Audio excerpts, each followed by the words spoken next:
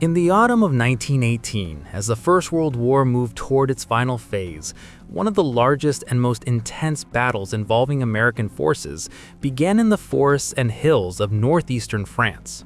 It was a battle that would test the United States Army on an unprecedented scale, both in experience and in endurance. This was the Meuse-Argonne Offensive. By this point in the war, the overall situation on the Western Front had already begun to shift. The German spring offensive earlier that year had failed to deliver a decisive breakthrough. In response, the Allies launched a series of coordinated counterattacks known as the 100 Days Offensive. German forces were now gradually being pushed back across multiple sectors of the front. Within this broader Allied effort, the Meuse-Argonne Offensive became one of the most important operations. For the United States, this was not just another battle. It was the largest and deadliest operation in its military history up to that time. More than 1 million American soldiers would eventually take part in the campaign, fighting alongside French forces in an effort to break through a heavily fortified German defensive line. The objective was clear, but extremely difficult. The American First Army, under the command of General John J. Pershing, was tasked with advancing through the Argonne Forest and along the Meuse River. The goal was to cut key German supply routes, disrupt defensive positions, and force a wider collapse of the German front. However, the terrain presented immediate challenges. The Argonne Forest was dense, uneven, and difficult to navigate. Thick woodland, ravines, and limited visibility made movement slow and communication difficult. In many areas, roads were either damaged or non-existent, forcing troops to advance through natural obstacles under combat conditions. Opposing them was a well-prepared German defense. German forces had spent years building defensive positions across the Western Front. By 1918, these defenses included deep trench systems, fortified machine gun nests, artillery positions, and carefully planned fallback lines. The region was designed to slow down any attacking force and inflict maximum casualties.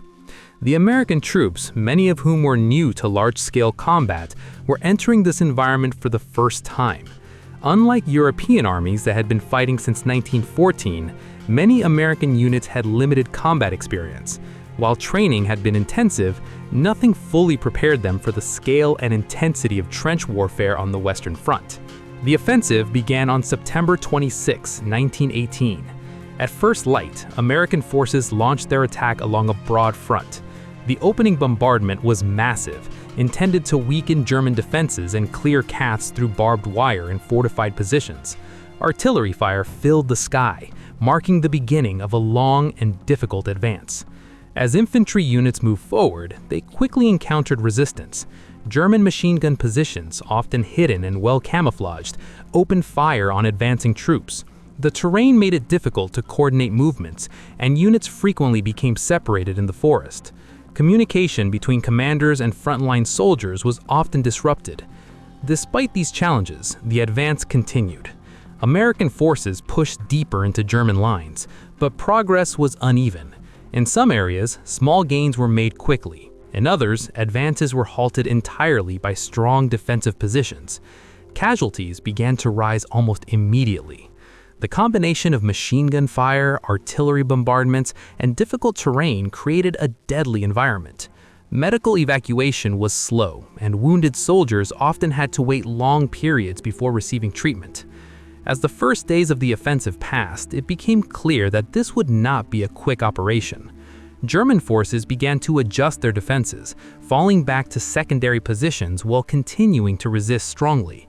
Each new line of defense was designed to slow the American advance and buy time. American commanders faced growing pressure. The scale of the battlefield made coordination difficult. Divisions were spread across wide areas, and maintaining momentum required constant communication and reinforcement. Logistics became a critical factor. Supplies had to be moved forward under fire.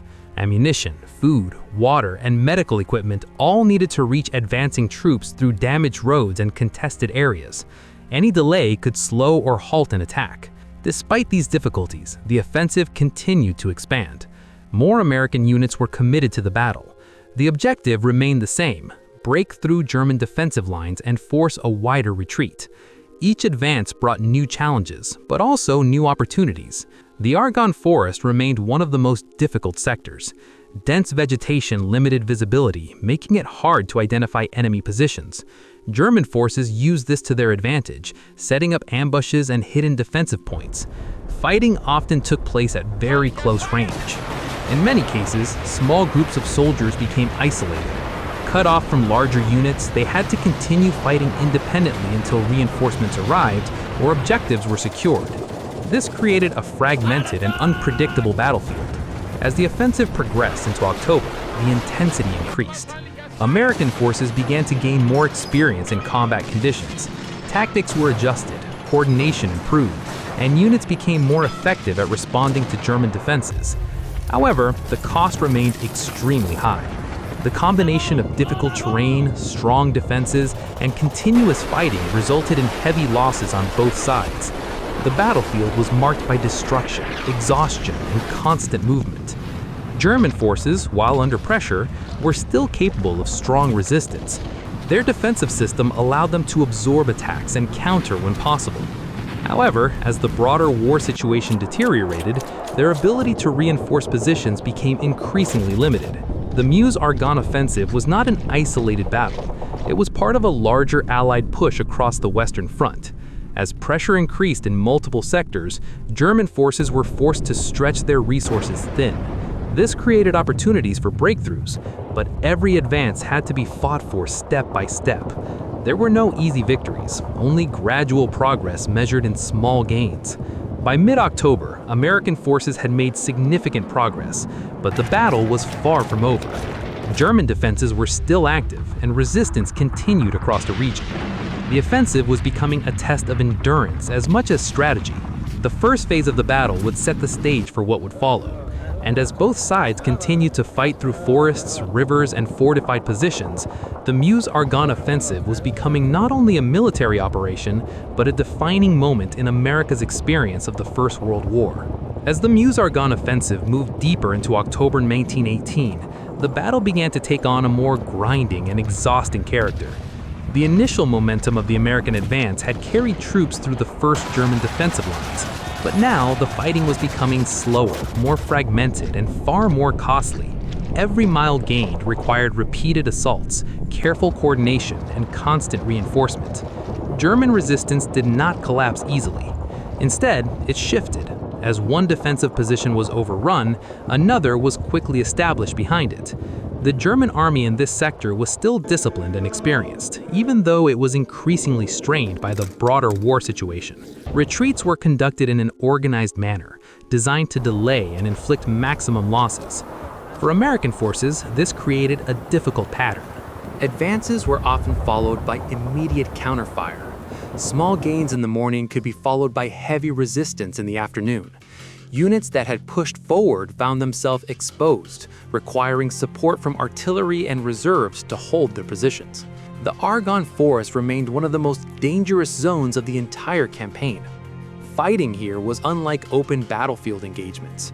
Visibility was limited, and coordination between units was often reduced to short-range signals or messengers. In many cases, soldiers could not see more than a few meters ahead, making every movement uncertain. German machine gun nests were especially effective in this environment. Hidden positions allowed German troops to wait until American units were close before opening fire. These ambush points caused significant casualties and slowed the pace of the offensive. Artillery support became increasingly important. American commanders relied heavily on artillery barrages to clear suspected defensive positions before infantry advances. However, the difficulty of targeting hidden positions in dense forest meant that artillery alone could not guarantee success. As October progressed, American forces began to adapt. Tactics became more flexible. Smaller assault groups were used to flank and bypass strongpoints. Coordination between infantry and artillery improved, allowing for more focused and effective attacks. Signal units worked to improve coordination between frontline divisions and command centers. This helped reduce confusion during rapid advances, although the scale of the battlefield still created challenges. The human cost of the offensive continued to rise. Casualties increased not only from direct combat, but also from exhaustion, disease, and the harsh conditions of continuous operations. Medical units worked under extreme pressure, often treating large numbers of wounded in temporary field stations close to the front. Despite these difficulties, progress continued. Step by step, American forces pushed deeper into German-held territory. The objective of reaching key positions along the Meuse River remained central to the operation. By late October, the situation on the German side was becoming more critical. Across the Western Front, German forces were under pressure from multiple Allied offensives. The Meuse-Argonne sector was only one part of a much larger collapse in defensive stability. Supply shortages began to affect German operations more severely. Ammunition, food, and reinforcements were increasingly difficult to deliver to frontline positions. This weakened the ability to maintain continuous resistance. Morale also began to decline in some sectors. After years of war and continuous retreat, German troops were facing growing uncertainty about the outcome of the conflict. While many units continued to fight effectively, the overall situation was deteriorating. For American forces, the pressure was now to maintain momentum. The offensive had become a race against time. Each delay gave German forces more opportunity to reorganize defenses. Commanders understood that sustained pressure was essential. One of the key challenges was coordination across multiple divisions. The Meuse-Argonne Offensive involved hundreds of thousands of troops operating across a wide and complex battlefield. Ensuring that each unit moved in sync with the overall plan required constant communication and adjustment. Logistics remained a major factor. As troops advanced further from their initial positions, supply lines became longer and more vulnerable. Roads had to be repaired or created under fire, and transport units worked continuously to keep the front supplied. Artillery support had to be moved forward regularly. Heavy guns could not remain static far behind the lines if they were to remain effective. This created additional engineering and transport demands on already stretched resources. By early November, the final phase of the offensive was underway. American forces were now pushing towards the Meuse River and the surrounding high ground. These positions were strategically important as they provided observation and control over key areas. German resistance, while still present, was increasingly fragmented. Some units continued to defend strongly, while others were forced into withdrawal. The defensive structure that had held for years was beginning to break under sustained pressure. The pace of the offensive increased in some areas. Breakthroughs, once rare, became more frequent. Small gaps in the German line were exploited quickly, preventing the establishment of stable new defenses. However, the cost of these advances remained high. Even in the final stages, casualties continued to accumulate. The intensity of the fighting did not diminish simply because the end of the war was approaching. Then, in early November 1918, the broader situation changed rapidly. Germany began moving towards an armistice. Political and military pressure inside the country and combined with the deteriorating situation on the front made continuation of the war increasingly impossible. For the forces in the Meuse-Argonne region, this marked a turning point. The offensive was still ongoing, but the context had changed. What had been a struggle for breakthrough was now moving towards the end of the war itself. On November 11, 1918, the armistice was signed. Fighting stopped across the Western Front, including in the Meuse-Argonne sector. After weeks of intense combat, the guns finally fell silent. The results of the offensive were significant. American forces had advanced through heavily fortified German defenses, gaining ground that contributed to the overall Allied victory. However, the cost had been extremely high. The Meuse-Argonne Offensive became the deadliest military battle in American military history at that time. Hundreds of thousands of soldiers were killed or wounded. The scale of the fighting reflected both the intensity of the conflict and the difficulty of overcoming entrenched defensive systems. For the United States, the battle marked a major turning point. It demonstrated the country's ability to conduct large-scale military operations on the world stage. It also showed the challenges of modern industrial warfare, where victory required coordination, endurance, and sustained effort over time.